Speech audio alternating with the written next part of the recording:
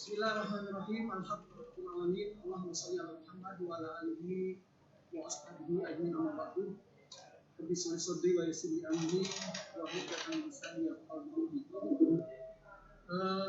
Pertama tentu kita bersyukur pada Allah SWT di milad yang ke-31 ini Allah masih berikan begitu banyak ragam nikmat yang tidak pernah bisa kita hitung, khususnya tentu nikmat umat Islam. Dan dalam pandemi COVID ini tentu nikmat kesehatan, keafiatan yang masih kita rasakan sehingga bisa dalam keadaan sehat walafiat mengikuti milad ke-31 ini. Bapak Ibu, para asatidz, para alim ulama, dan para narasumber yang lain, para kiai, mohon izin saya ingin memberikan sharing terhadap apa yang sudah didiskusikan oleh tadi Bapak Dirjen, kemudian juga dari anggota Komisi 8 dan semua narasumber yang hadir, bahkan nanti akan dilengkapi oleh Pak Kiai Anwar tentang masalah bagaimana mabrur sepanjang hayat. Saya mencoba untuk melihat satu aspek yang tentu tidak bisa dilupakan tentang kesehatan fisik dan mental dalam menjalani ibadah haji atau umrah, khususnya di era pandemi COVID-19 ini. Materi ini tentu akan saya kaitkan dengan beberapa kebijakan yang terkait dengan Kementerian Kesehatan, khususnya kebijakan tentang istiqomah kesehatan. Karena nanti dengan tegas bahwa ibadah haji adalah ibadah yang memang sangat komprehensif, sehingga apa yang dibutuhkan oleh para jamaah haji maupun umrah itu membutuhkan kesiapan kesehatan yang tentu harus mereka ketahui.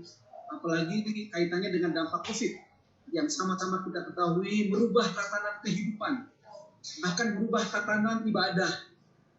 Pada tahun lalu kita tidak bisa sholat tarawih sebagaimana pada umumnya, kita tidak bisa sholat Idul Fitri, dan bahkan para jamaah haji dan umroh tidak bisa melaksanakan haji dan umroh. Bayangkan, hanya sebuah virus memporak-porandakan bagaimana tatanan kehidupan, bahkan tatanan ibadah harus melakukan penyesuaian-penyesuaian terhadap aspek ini, dan ini tentu tidak lepas daripada apa yang Allah sudah sinyalir. Walillahi ala nasi hijjul baiti man istata'a ilaihi sabila. Ya, kewajiban ibadah. Ya, di full screen itunya, Dok. Okay. PowerPoint-nya. Baik. Sudah. Okay. Sudah. Terima kasih. Jadi bagaimana dampak ini tentu menjadi sesuatu hal yang tidak bisa kita pisahkan, karena Allah sudah menegaskan tadi firman-Nya bahwa kewajiban ibadah haji adalah manis tatoa bagi orang-orang yang telah memenuhi istitoah. Nah, tentu istilah ini penjabarannya sangat luas sekali. Dalam konteks pandemi COVID, betapa ini menjadi makin jelas bahwa ada istitoah kesehatan yang akhirnya harus diberlakukan, sehingga untuk umroh saja yang biasa 9 bulan berjuta-juta orang menghadiri semua apa yang dijadikan manasik umroh tentu menjadi tidak bisa diberlakukan lagi. Nah, ini tentu menjadi catatan yang menggambarkan betapa antisipatif firman Allah 14 abad yang lalu sudah begitu sangat diberikan sebuah antisipasi, ada istiqomah kesehatan yang harus dipahami di dalam penyelenggaraan ibadah haji. Nah, nanti tentu tidak kita juga bisa hindari dari dampak pandemi COVID, sehingga kesehatan fisik dan mental bagi para calon-calon tamu-tamu Allah perlu disiapkan ketika akhirnya ibadah ini dibuka kembali oleh pemerintah Arab Saudi yang tadi sudah disampaikan, masih menunggu beberapa negosiasi-negosiasi yang dibutuhkan di dalam pembicaraan tingkat tinggi antar pemerintah. Bapak Ibu yang dirahmati Allah, karena itulah memang dalam ibadah haji ini 3 tahun saya menjadi kepala pusat kesehatan haji, tentu memberikan juga satu pemahaman betapa dinamika ibadah haji itu sangat variatif sekali.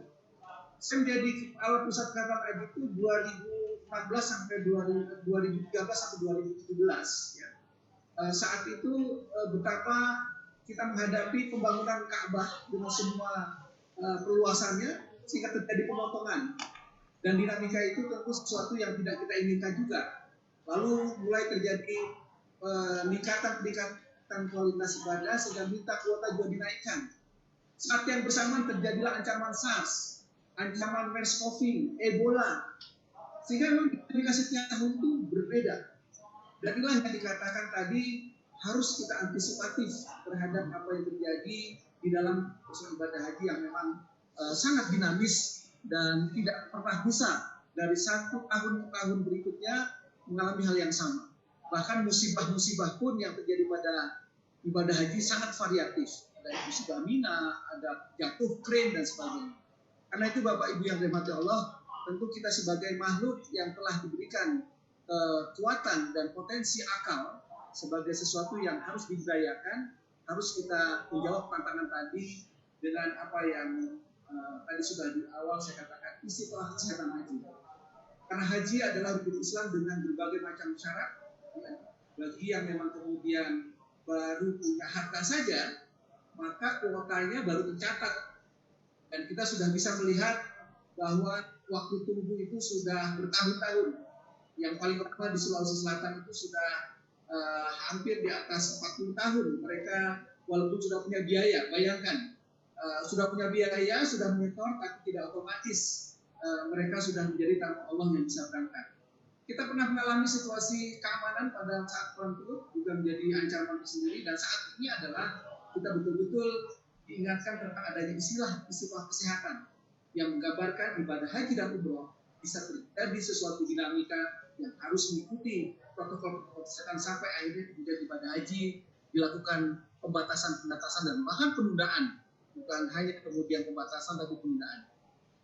Ini potret kenapa penting istilah kesehatan, karena variasi daripada jamaah kita memang sangat begitu kompleks ya, mulai dari pendidikannya sampai jenis pekerjaannya, dan bahkan ini datanya 65% kalau ditinjau dari sudut kesehatan, maka orang yang sudah tergolong menjadi tamu-tamu Allah terkategori risiko tinggi.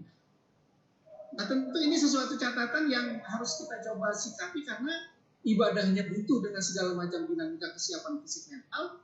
Kalau kemudian tidak bisa melaksanakan aktivitas itu dengan betul-betul baik, maka risiko tinggi ini juga menjadi catatan yang tersendiri, karena tadi waktu tunggunya sudah demikian lama. Barangkali dia mendaftar pada saat umur 50 tahun. Tapi karena kuota itu di daerahnya mendapatkan satu kesempatan 15 tahun berikutnya, maka usia dia ketika berangkat haji sudah 65 tahun. Berarti terjadi kemunduran-kemunduran fisiologis yang bisa kita hindari, dan itu sudah dicerminkan juga dalam surat Yasin. Wa man yu'ammirhu nunaqis fil khalqi afala ta'qilun. Maka barang siapa yang aku panjangkan umurnya, maka akan nikmati. Jadi fisiologis daripada kemunduran faktor risiko pada jamaah haji bisa terjadi memang bukan karena maunya dia, tapi karena waktu tunggu yang begitu lama, sehingga momentum ketika dia mendapatkan kuota sudah pada usia-usia yang memang terjadi kemunduran fisiologis yang berdampak pada tadi faktor risiko. Karena itu Bapak Ibu dan jamaah sekalian, jamaah Risti ini tentu pada setiap embarkasi variannya sangat tinggi ya, tapi rata-rata tadi antara 58 sampai yang paling tinggi itu adalah 80%. Bayangkan, orang dari SCTV 80% dalam satu pesawat, berarti isinya 80% orang dari SCTV. Naik pesawat saja sudah butuh nanti satu protokol-protokol tersendiri, karena kesehatannya harus kita coba kelola dengan baik. Kenapa ini penting menjadi sesuatu yang berbeda dibandingkan ibadah lain? Karena memang dalam tinjauan kesehatan jiwa, kalau fisiknya sudah kita katakan harus prima, maka tinjauan kesehatan jiwa juga punya gambaran yang sangat khas. Ya. Karena ibadah haji itu rangkaian yang untuk ibadah yang harus fisik. Dia harus pindah dari Indonesia ke Arab Saudi. Mobilitasnya tinggi. Sudah sampai di Arab Saudi, bergerak dari Mekah ke Arafah ke Mina. Jumlahnya itu jutaan manusia dengan tingkat sosial budaya yang berbeda. Bukan hanya varian yang ada di Indonesia yang sudah juga ratusan kultur, tapi berinteraksi dengan budaya negara lain yang jelas juga mungkin berbeda. Kita bisa melihat bagaimana kepala kita ketika sholat di Masjid Nabawi dan Masjid Haram itu dipegang melangkah pada orang-orang yang punya budaya, kepala itu tidak merupakan sesuatu yang berarti. Tapi bayangkan bagi orang yang mungkin punya budaya betapa kepala itu adalah hal yang sangat fundamental untuk diperlakukan, bisa tersinggung ketika orang melakukan menjalani untuk menuju pada saf-saf sambil membungkuk kepalanya dan sebagainya. Hal seperti ini dalam perjalanan kesehatan dia sudah sebut full stress. Kalau tidak disiapkan di dalam manasik kesehatan, maka ini akan menjadi persoalan tersebut pada jamaah yang nanti akan dihadapi. Belum lagi tadi naik pesawat, hampir dikatakan 90% belum pernah naik pesawat di atas 10 jam. Ya. Mungkin pernah naik pesawat 1-2 jam, tapi naik pesawat di atas 10 jam, itu 90% pada jamaah haji bisa dikatakan untuk buang air kecil, buang air tar, bagaimana mengelola diamnya selama 10 jam di pesawat itu butuh suatu manasik tersendiri yang harus diketahui oleh para penyelenggara ibadah haji maupun umrah. Karena itulah prinsip dalam kesehatan haji ini tentu akan melakukan pembinaan. Kalau sudah dibina di Indonesia sampai juga di Arab Saudi dan bahkan juga harus melakukan perlindungan. Nah, disitulah kaitan dengan pandemi COVID ini menjadi sesuatu hal yang sangat penting karena bukan hanya pembinaan dan pelayanan, tapi ada perlindungan. Kita tahu bahwa kalau orang pulang haji itu diharapkan tentu bawa oleh-oleh. Ada air zam-zam, ada kurma, ada pernik-pernik yang memang menjadi kekhasan. Jangan sampai kemudian bawa oleh-oleh MERS-CoV, SARS, COVID. Nah ini juga tentu yang dikatakan perlindungan ini ditata oleh Kementerian Kesehatan melalui lapisan-lapisan yang akan dilakukan secara berjenjang. Dan ini ada undang-undangnya yang sudah kita coba tuangkan di dalam nomor 8 tahun 2019 tentang penyelenggaraan ibadah haji dan umrah.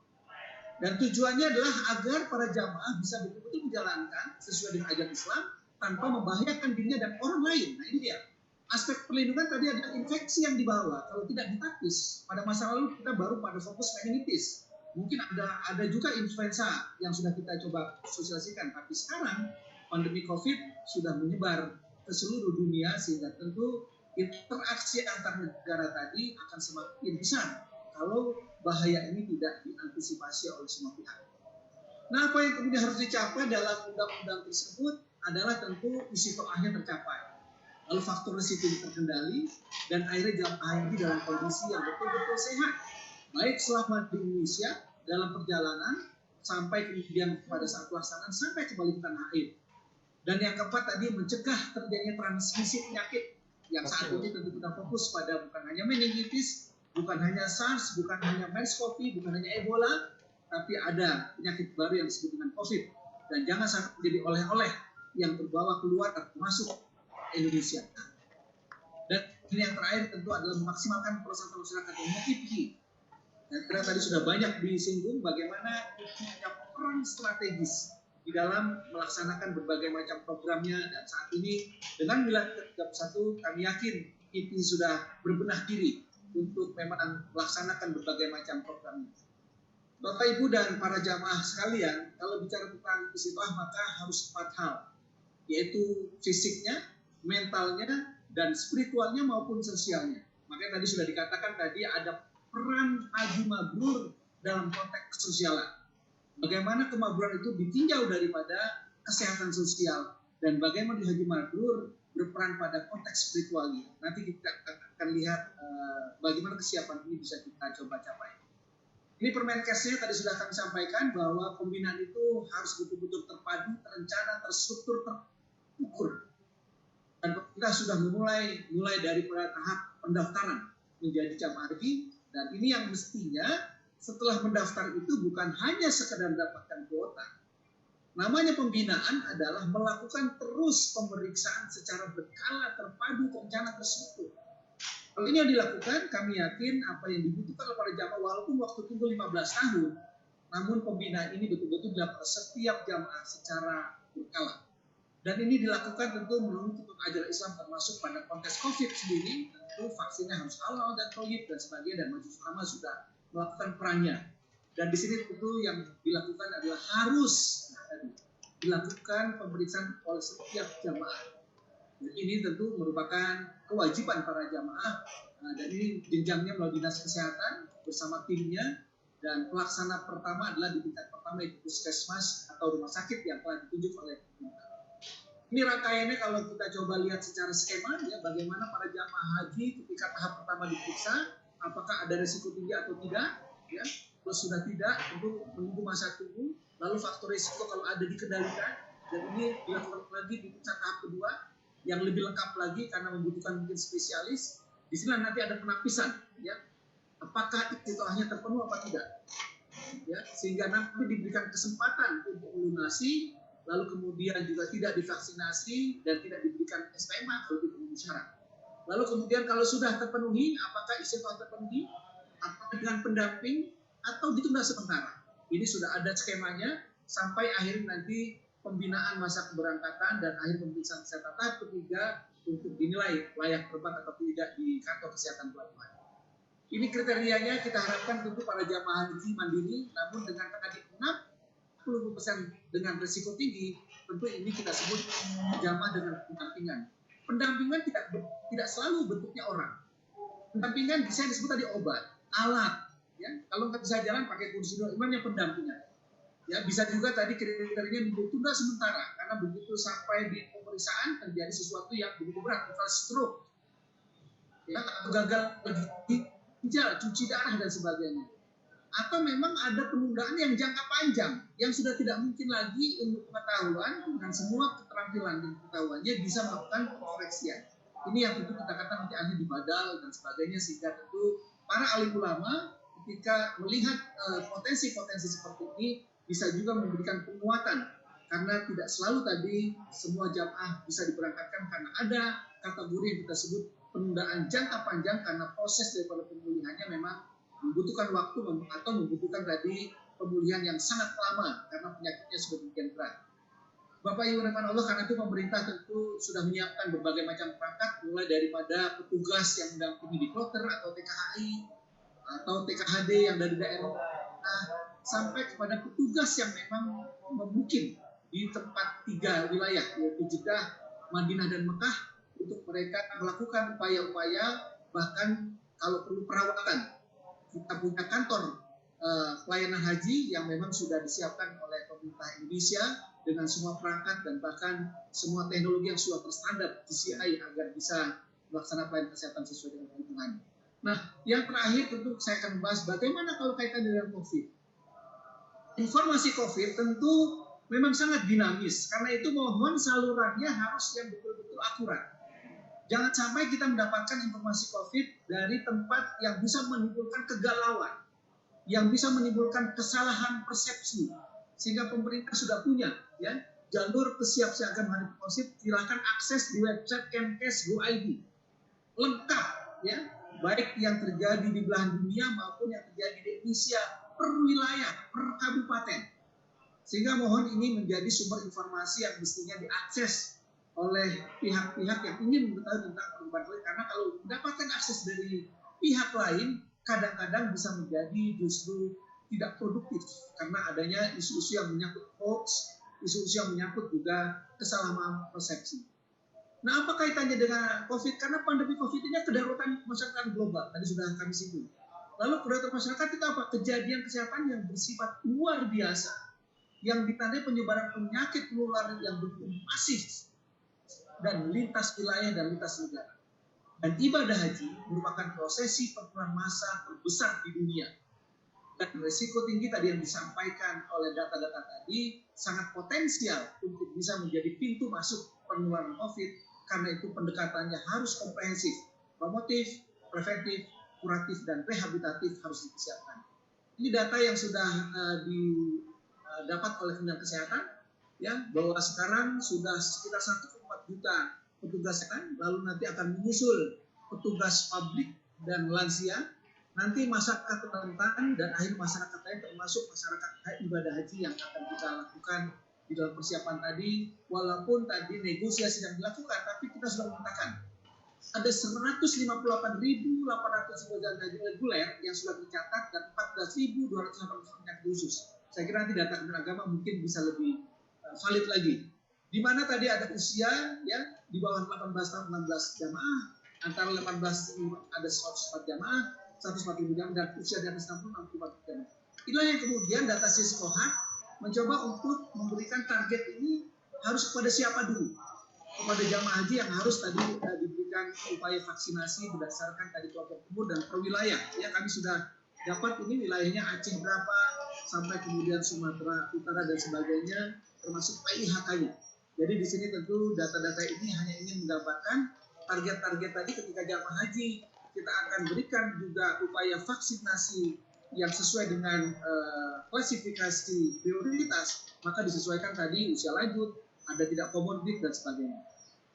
Jadi sasaran yang sudah kami usulkan adalah memberi kesempatan perjalanan sebagai kelompok tersendiri. Nah, ini juga sudah kami usulkan ya, agar para jamaah betul-betul nanti sama seperti juga kelompok wartawan, kelompok tentara, kelompok lain publik. Maka jamaah haji juga ini harapan nanti sedang kami usulkan untuk kesempatan mendapatkan kelompok tersendiri untuk mendapatkan vaksinasi COVID dan kemudian dilaksanakan juga berdasarkan jenjang terdekat tadi dengan puskesmas dan pelayanan kesehatan yang terdekat. Dan waktunya kami harapkan memang di rentang pertengahan Maret ini, karena kerja vaksinasi adalah bekerjanya tidak langsung. Dia membutuhkan upaya booster pengulangan 2 pekan berikutnya untuk dilakukan sehingga terjadi imunitas yang optimal. Sehingga kalau agak terlambat, tentu ini juga akan mengganggu ketangguhan atau imunitas pada jamaah. Dan bahkan sertifikasinya itu betul-betul harus dituangkan dalam konteks bahasa yang global. Ya, kalau bisa campuran bahasa Inggris dan Arab agar betul-betul ini ketika nanti menjadi sebuah proses pemeriksaan di beberapa tempat tidak menjadi kendala bahasa. Jadi tentu electronic health card-nya betul-betul juga sudah menyesuaikan dengan kebijakan yang berbasis pada bahasa internasional baik Inggris maupun bahasa Arab. Ini ruang vaksinasi yang kita harapkan nanti kalau pada jamaah haji betul-betul dengan protokolnya, karena beda dengan vaksinasi meningitis ya, ini betul-betul ada protokol yang harus dipenuhi. Dan ini pemeriksaannya bagaimana ya, betul-betul juga sudah ditapis di meja-meja pemeriksaan. Nanti saya kira petugas ini sudah terbiasa karena pelaksanaan ini sudah dilakukan di beberapa wilayah atau kementerian lembaga terkait. Lalu kemudian juga bagaimana tekniknya, tadi saya kira sudah sedikit banyak disinggung, nanti ada pemeriksaan swab yang harus dilakukan, lalu juga ada karantinaan, ya, karena dasarnya adalah karantina yang memperhatikan masa inkubasi virus itu sendiri. Ya, baik tadi ketika akan berangkat maupun nanti ketika pulang. Saya kira Bapak Ibu tahu di Arab Saudi sendiri ketika umroh, layanan daripada penapisan ini betul-betul ketat. Ketika umroh sempat dibuka, jamaah hanya boleh melaksanakan umroh 1 kali. Selebihnya kemudian terjadi proses karantinaan. Karena memang ini adalah protokol yang sudah diberlakukan di dalam kebijakan di dunia maupun di setiap wilayah yang menjalani protokol COVID. Kesimpulannya memang dalam konteks COVID ini bahwa kebijakan yang mendukung percepatan penanganan COVID ini perlu testing, tracing, dan treatment yang betul-betul memberikan kehususan pada para pelayan jamaah haji, dan tentu konsekuensinya tadi perlu adanya hal-hal yang spesifik, baik persiapan fasilitas dan sebagainya, sampai akhirnya pemantapan 3 skenario mitigasi, ya, berangkat semua atau hanya sebagian tadi dengan nanti pertimbangan apa, dan akhirnya peluang yang ketiga adalah tidak berangkat sama sekali. Yang terakhir tentu bukan hanya fisik yang perlu harus kita kebalkan, bagaimana juga imunisasi jiwa. Kalau fisik kita bisa divaksinasi, kita dikasih vitamin, kita bisa gizi. Kadang-kadang ini belum diberikan imunisasi jiwa pada para jamaah haji. Apa itu imunisasi jiwa? Adalah nanti saya kira Pak Kiai Anwar akan menambahkan banyak hal, yaitu kita sedang mencoba untuk meneladani tokoh-tokoh pilihan yang punya kualitas stok, yang punya kualitas yang luar biasa di dalam menjalani kehidupan. Mulai daripada Nabi Adam dan Siti Hawa, Nabi Ibrahim dengan semua keluarganya, sampai Nabi Muhammad keluarga dan para sahabatnya. Kita melihat bagaimana sejarah kita napak tilas di dalam ibadah haji ini. Sehingga kesimpulan dan konteks ibadah haji ini memang di era pandemi COVID betul-betul harus kita siapkan. Al-Hajju Arafah. Man arafa nafsah faqad arafa rabbah.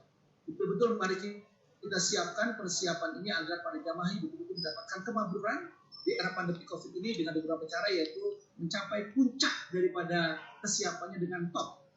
Yang pertama adalah ibadah haji menyiapkan imunisasi jiwa dengan konteks menemukan ketaatan ketakwaan hanya pada Allah.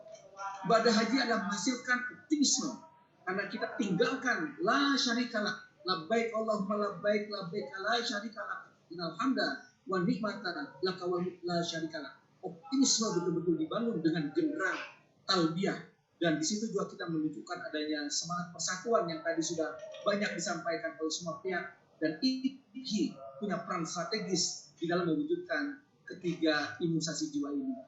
Semoga apa yang mungkin dapat kami sampaikan ini menjadi sebuah kekuatan kita di dalam mewujudkan tadi para jamaah haji dan umroh betul-betul bisa menyiapkan semua komponen fisik, mental, spiritual, dan sosialnya agar bebas pada kebaburan yang nanti akan banyak diulas oleh Bapak Anwar. Terima kasih kepada MC, saya kembalikan kepada Pak David dan Pak Evi. Assalamualaikum warahmatullahi wabarakatuh. Waalaikumsalam warahmatullahi wabarakatuh. Terima kasih Pak Dokter, luar biasa sekali Kang David.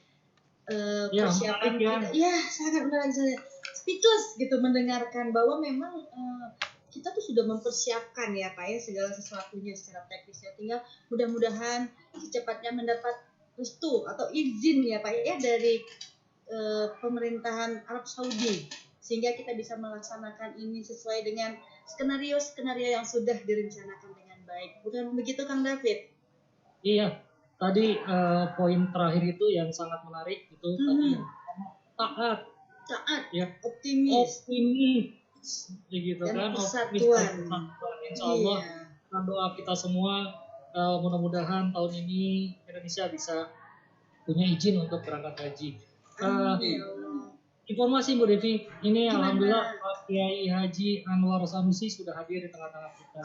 Sebelumnya kita kasih kesempatan dulu ya, ini takutnya ada yang bertanya dari mana nih yang akan bertanya, lambaikan tangan saja ya, silakan biar supaya bisa cepat terlihat. Dari Pak Kiai studio ada yang ingin bertanya. Di studio ya, Pak Kiai Haji mau bertanya dari studio langsung ini. Silakan Pak Kiai bisa bertanya langsung.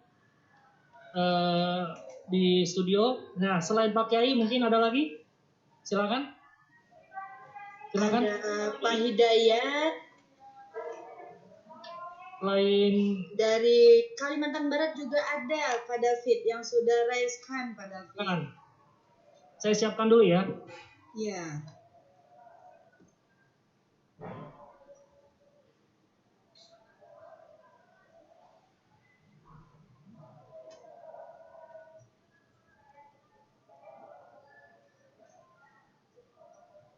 Terima kasih. Assalamualaikum warahmatullahi wabarakatuh. Waalaikumsalam. Memperhatikan apa yang disampaikan ini, tapi khusus tentang kesehatan ini. Dan kami juga mencatat bahwa protokoler ini di Indonesia protokoler. Kalau ini berbicara masalah umroh ini, kalau jemaah umroh ini kan waktunya cuma 10 hari. 2 hari itu perjalanan, 5 hari di Mekah, 2 hari biasanya di Madinah. Kalau seandainya yang ke Madinah ini datang, di situ kan diperiksa tuh. Diperiksa lagi. Di Jeddah juga diperiksa lagi, diinput lagi. Kemudian sudah selesai di Madinah 2 hari, kan mau ke Mekah tuh, umroh ya. Berarti waktu cuma 5 hari lagi. Begitu mau ke Mekah itu dari Madinah, kebetulan dia positif. Berarti sampai di Mekahnya dia tidak bisa melakukan umroh, sebab dia di karantina. Bagaimana ini proses jemaah yang umroh seperti ini? Terima kasih Pak. Assalamualaikum warahmatullahi wabarakatuh. Silakan Dok, mungkin langsung bisa dijawab. Ya, itulah tadi unik dan spesifiknya haji ini dikaitkan dengan penularan penyakit. Dan betul tadi yang Pak Kiai katakan bahwa itu protokolnya memang begitu Pak Kiai. Jangankan dalam konteks COVID Pak Kiai, pada konteks meningitis yang lalu juga dilakukan hal yang sama. Ketika seorang jamaah mendapatkan satu gejala meningitis, maka dia diisolasi di Masjid Arab Saudi. Begitulah TBC. Begitu jamaah ketahuan ada kuman TBC di dalam paru-parunya, kontrak di protokol kesehatannya ketat sekali, 3 bulan itu diisolasi. Itu TBC Pak Kiai. Jadi memang protokol ini merupakan keniscayaan yang harus dipahami, karena itu jamaah betul-betul harus terima. Bagaimana dia menyiapkan kesehatan mulai dari tanah air betul-betul imunitasnya bagus, kemudian negatif, sehingga jangan sampai ketahuan ada pendeteksian swab positif. Tentu dengan ikhtiar tadi, jaga imunitasnya, memakai masker, cuci tangan, semua protokol yang memang meminimalisir adanya penularan COVID tercegah. Kalau sudah kena, protokol harus dilalui Pak Kiai. Harus diisolasi, harus tidak bisa ibadah. Bukan hanya pada COVID, saya katakan pada TBC juga sama, pada meningitis juga sama. Mungkin ini komentar saya, jadi memang itu namanya sebuah protokol. Jadi itu yang kita bisa lakukan adalah menjaga jangan sampai tubuh kita melakukan COVID dengan semua cara-cara yang tadi telah kita ketahui dan ikhtiar, ya, memakai masker, mencuci tangan, menjaga jarak, dan semua yang sudah kita ketahui, kemudian dan sebagainya untuk bisa kita waspadai, termasuk imunitas dengan tadi optimisme, sugesti positif itu lebih penting. Karena kalau sudah jangan-jangan ketakutan, kecemasan, malah itu yang menurunkan imunitas sehingga virus bisa mengalahkan imunitas kita akibat kecemasan dan ketakutan yang berlebihan. Demikian Mas David dan Mbak Devi, saya kembalikan. Terima kasih Dok. Terima kasih sekali. Ya gimana Bu Dev? Ini ada dari Pak Hidayat. Coba kita Pak Hidayat. Assalamualaikum.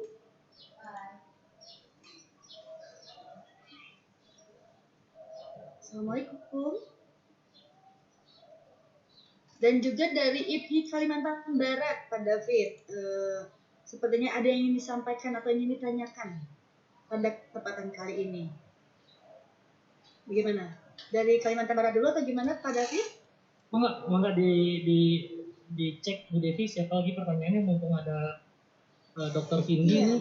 Dr. Vindi. Oh iya, saya juga mau sapa nih, di sini ada Ibu Hajah Mulyani, ini orang tua kami nih di Bogor, ada Profesor Munasor juga hadir. Punten tadi saya nggak ngeliat karena saya ngeliat laptop lah. Haji Bu Hajah, saya di sana betul. Alhamdulillah Pak Kiai ini udah hadir ini. Pak Kiai Anwar Samsi yang punya lembah Arafah ini. Sebut tempat itu kita main. Saya pernah main di sana. Insya Allah nanti saya main lagi Pak Erwan nanti di sana nanti. Ada lagi? Kang David, ya ini dari Kalimantan Barat, minta di unmute atau bisa langsung dari sana? Dari Kalimantan ya? Nanti. Iya, Kalimantan Barat. IPI Kalimantan Barat.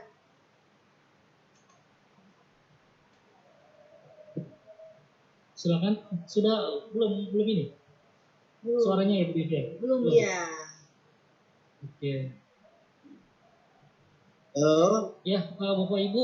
Ya, silakan. Ya, Pak David sudah mulai bisa. Ya, makasih. Silakan. Assalamualaikum warahmatullahi wabarakatuh. Waalaikumsalam.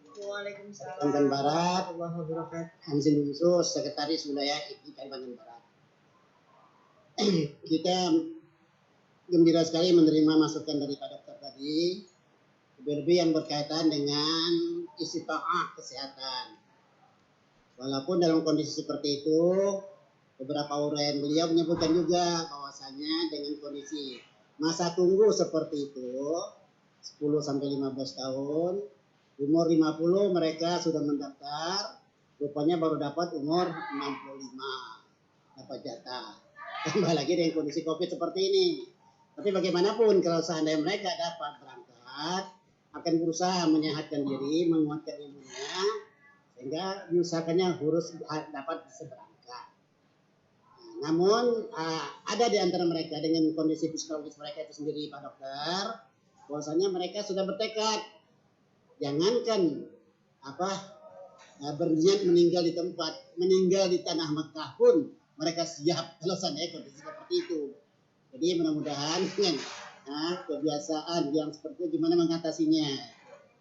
Yang pertama, yang kedua kaitan dengan masa berangkatnya, kalaulah mau diberangkatkan jamaah yang dapat jatahnya, tapi pada saat titik berangkat itu mereka terganjal dengan COVID-nya. Ya katakan terindikasi positif. Sehingga dengan kondisi yang seperti itu, apakah mereka bisa diberangkatkan atau ditunda keberangkatannya. Kemudian barangkali kami bisa menitip kepada Pak Ketua Umum, di mana pada beberapa saat yang lalu, beliau banyak menawarkan beberapa program kepada kami di daerah, dan akan memberikan bimbingan. Tolong Pak Moderator dicatatkan, disampaikan, bahwasanya Kalimantan Barat sedang menunggu bimbingan beliau, terutama dalam hal, pertama, usaha ekonomi produktif, tentang air mineral. Insya Allah kami siap di Kalimantan Barat, tapi di bawah bimbingan pusat, walaupun tidak ketua, tapi mungkin ketua mengutus siapa. Kemudian yang kedua kaitan dengan haji, dana haji, haji bayar. Jadi aplikasi haji bayar yang pernah ditawarkan, kami menunggu bimbingan dari pusat itu sendiri. Barangkali ini dulu, makasih. Kita ucapkan selamat kepada seluruh IPI se-Indonesia bermilad yang ke-31-nya. Assalamualaikum warahmatullahi wabarakatuh. Waalaikumsalam warahmatullahi wabarakatuh. Ya, Bu Devi, tadi pertanyaannya bagus sekali ya. Betul. Kesempatan buat Pak Dokter untuk menjawab. Ada 2 pertanyaan yang saya tadi catat. Dan insya Allah mudah-mudahan Pak Ketua Umum masih hadir di tengah-tengah Zoom kita. Jadi kalian tadi mendengar harapan dari Kalimantan Barat ya Bu Devi ya? Betul sekali. Ada 2 harapannya tadi. Mudah-mudahan Kang David ya. Baik. Oke, silakan Dok. Terima kasih dari Kalimantan Barat atas beberapa pertanyaan. Yang pertama tadi tentang bagaimana kebijakan pembinaan. Tadi orang daftar umur 50, lalu sudah dapat kuota 50%. Inilah yang sebetulnya kami harapkan dengan gerakan masyarakat hidup sehat, itu bukan hanya daftar. Jadi setelah daftar, lakukan pemeriksaan berkala. Dengan pemeriksaan berkala ini yang sedang kita gaitkan yang disebut gerakan masyarakat hidup sehat. Jadi pemeriksaan kesehatan itu bukan saat sakit. Nah inilah yang sebetulnya saya kira hadis Nabi juga sudah mengingatkan tadi, ingat sehat sebelum sakit. Jadi kita daftar umur 50 tahun bukan hanya daftar, lakukan pembinaan itu di puskesmas, di posyandu, di pos lansia, banyak sekarang pos diabetes, pos hipertensi, itu banyak ya. Jadi artinya ini kesempatan Pak dengan gerakan masyarakat hidup sehat mengingatkan adanya COVID bahwa manusia mendahulukan upaya pencegahan, mendahulukan upaya proaktif preventif, bukan proaktif preventif. Sehingga kalau ini dilakukan, protokol itu sudah dilalui sehingga penapisan dia tidak terdeteksi apa yang kita sebut dengan pemeriksaan swab negatif, aman. Tapi selama kemudian memang dia COVID-nya positif, maka protokol kesehatan dimanapun diberlakukan. Saya kira di tingkat yang sekarang terkecil pun, di tingkat kelurahan, kecamatan, sedang dilakukan pembatasan kegiatan masyarakat itu di tingkat yang disebut tadi. Kalau itu sudah dilakukan, isolasi mandiri dan sebagainya, itu memang tidak bisa lagi kita terhindar kalau sudah adanya COVID masuk ke lingkungan. Nah masalahnya kan kita tahu bahwa COVID ini adalah virus ya, sehingga dengan protokol kesehatan kita lakukan, dia nggak bisa mempengaruhi apa yang ada dalam tubuh kita. Allah sudah lebih canggih membuat teknologi imunitas lebih canggih, asal tadi ya wudhunya benar dengan istinsya ya, kemudian juga perangkat ibadahnya betul-betul dilakukan kaifiyat sholat. Jadi saya kira harus sudah tidak lagi diragukan bagaimana ibadah yang telah Allah berikan juga dahsyat. Bukan hanya protokol 5M, ditambah lagi tentu dengan protokol tadi kaifiyat wudhunya dibenari, kaifiyat sholatnya dibenari. Nah, kalau ini yang dilakukan, maka teknologi imunitas alamiah yang Tuhan berikan akan lebih dahsyat daripada imunisasi maupun vaksin sendiri. Jadi mungkin ini komentar saya, David dan Mbak Devi. Jadi kalau sudah kena COVID, tentu protokol dimanapun akan dilakukan, termasuk isolasi, masuk karantina. Tapi yang kita telah jangan sampai COVID mempengaruhi dan masuk dalam badan kita dengan cara-cara yang tadi syariat Islam kita laksanakan dengan cara sebetulnya dan sebenarnya. Demikian Mas David dan Mbak Devi. Siap, terima kasih dokter. Yang tentunya siapa sih yang mau sakit apalagi sudah punya rencana haji ya Bu Devi ya. Betul sekali Pak David. tips-tips dari Pak Dokter itu memang jadi kesehatan itu ya dijaga gitu. Berkala kita juga memeriksakan diri. Jangan pas mau berangkat pasti cek ya, amit ya tadi seperti tadi. Gitu. Nah, terima kasih banyak Dokter Vindi kehadirannya dan juga ilmunya, sharingnya pada pagi hari ini luar biasa. Ya, kita mudah-mudahan ke depan akan lebih menjaga kesehatan Ibu Devi ya, menjaga kesehatan. Betul sekali Pak David. Berdoa mudah-mudahan ada rezekinya kita bisa umroh dan haji. Amin.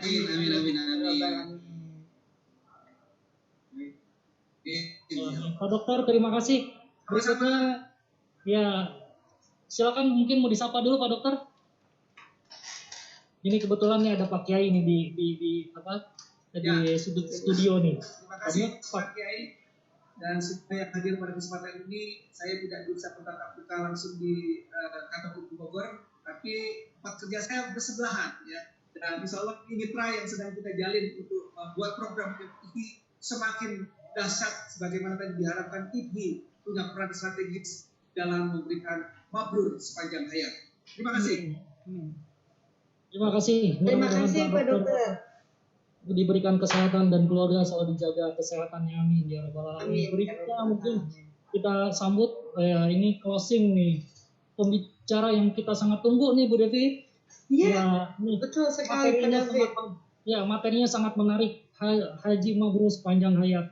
Mudah-mudahan nanti di akhir kita husnul khotimah, bukan begitu Pak Haji. Amin.